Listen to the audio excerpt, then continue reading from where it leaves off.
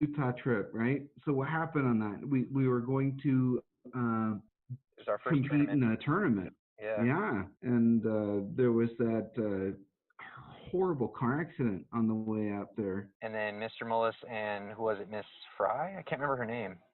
Tall blonde black belt. What was her And name? Julie. It was Julie, right? Louis, yes, And they locked us in the car. I remember that. Very good of them because I think there were flying bodies out of the car that rolled in front of us, and it's a bad scene. But I yeah, do.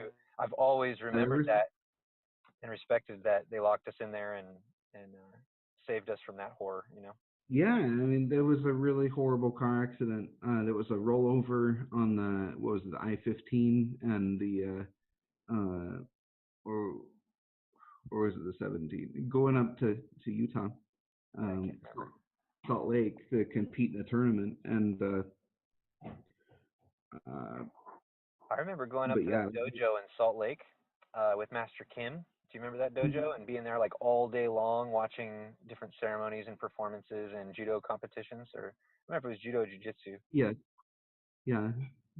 It was just like a whole festival thing. But um, one of the things I remember most about Master Mullis is we'd be doing exercises. He's like, okay, we're gonna be doing 20 of these, and you get down to like three more, two more, and you're like so excited, almost done, and then he's like 10 more, and Oh yeah. we're holding a kick out, and he goes 1 inch higher, and yeah, you know, I remember the look in his eyes too when he would say it, knowing yeah. knowing that we were hating him on the inside and he was just laughing. It was great. Oh my gosh. Or when we And were I on the don't know. wall in horse stance with Yeah. our back on the wall. How did we get into that? Because I remember spending like a long time upside down doing like, what were we doing? Like a handstand You against said the standing wall, push-ups? like doing push ups. Yeah. I think we were doing wall push-ups, like where you put the feet up against the wall, standing push-ups. Yeah. I remember it was like a big competition. We're always having like horse stance show offs and stuff like that too. Okay. Grappling, right? He was impossible to beat. Yeah, for sure. And it was just he was so calm and cool like a cucumber the entire time too. Cracking jokes, giving you Mm-hmm. pointers, never Well, never got out of it, never got out of character. A true master. oh yeah. And then he'd also let his beard hair grow a little bit more, and he'd dig that into you, so it was real scratchy. You remember that? You're trying to Yeah. do a little chokehold or something, and he's going scratch, scratch, scratch with the beard.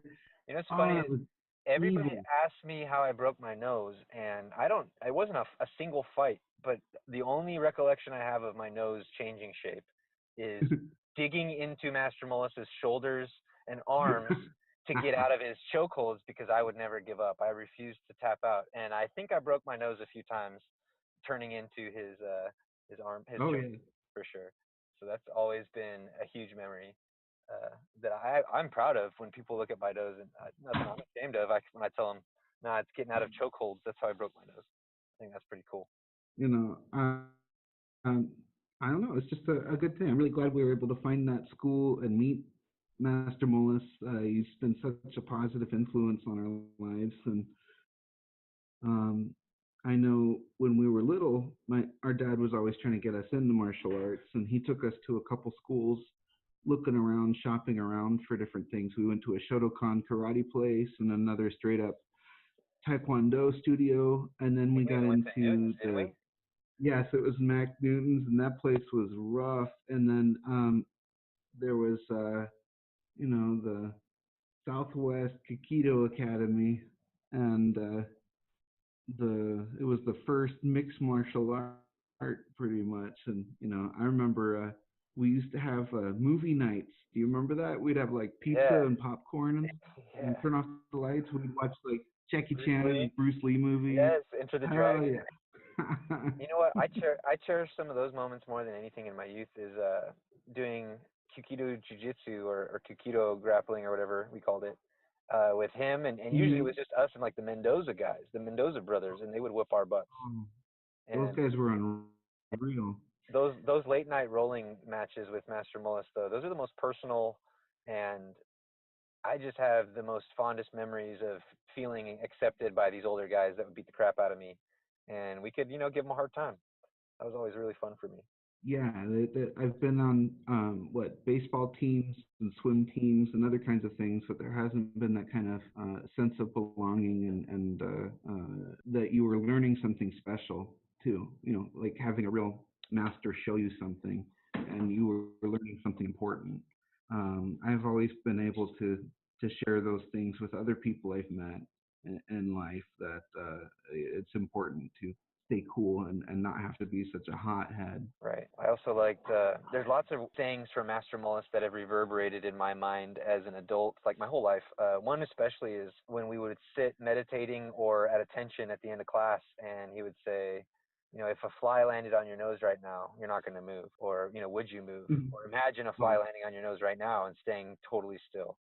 And just random moments in my life, I've had Master Mullis's voice come into my head to tell me kind of that same thing. To say, hey, Hmm. passing my kidney stones, a really terrible thing. But Master Mullis's encouragement and patience and meditation mantras and chants always have been kind of there in my mind. I don't know. All I can think about are my kidney stones right now. That it's like the meditation and Master Mullis and Zen mode goes like I go full monk, you know, when that's Mm. happening. Yeah, just being able to teach kids the concept of meditation. Yeah, nobody meditates Yeah, nowadays.